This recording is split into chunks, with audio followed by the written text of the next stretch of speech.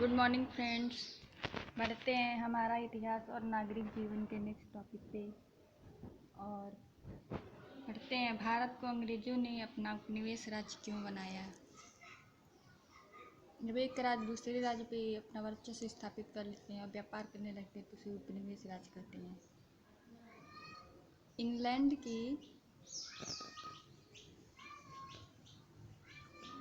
औद्योगिक क्रांति।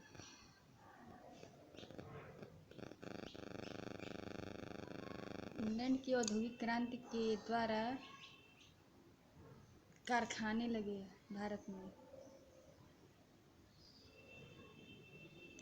में कारखाने लगे, अतः वह भारत को सिर्फ कच्चे माल की पूर्ति का साधन बनाना चाहते थे।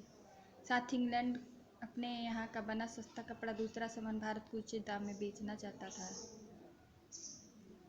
भारत से सस्ते दाम में, देखिए जैसे ये साइकिल है, भारत में कपास उगता था और कच्चा माल भारत से लेकर और वहाँ अपने कारखाने में कपड़े तैयार कर और भारतवासियों को ही महंगे दाम पर बेचा जाता था, जिससे वे भारत में कई ज़रूरी फसलें उगाते थे। जैसे इसके अलावा, कपास के अलावा कई ज़रूरी फसलें जैसे नील, पटसन, अफीम,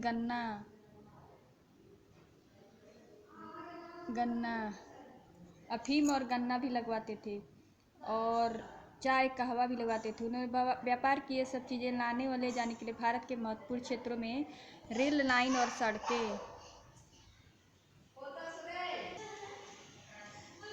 नील और पटसन, अफीम और यूरोप चाय कहवा लगवाते थे।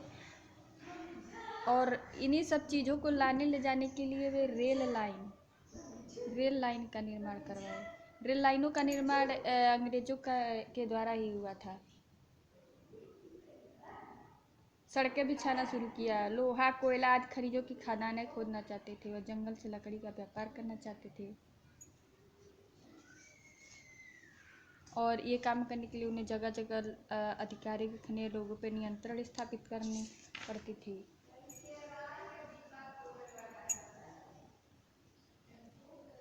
फलस्वरूप भारतीय बुनकर विदेशी कारखानों से अपना मुकाबला नहीं कर पाए और उनका उद्योग पीछे रह गया। और कारखाने में कपड़ा जल्दी बन जाता था हाथ की अपेक्षा, और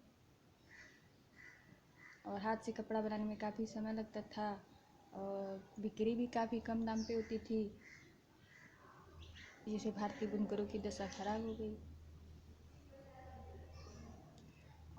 और ईस्ट इंडिया कंपनी इसके अलावा चाय और काफ़ी की बागान भी इंडिया में लगाती थी और इंग्लैंड के कारखानों में वहाँ से जहाज़ों से भेजती थी।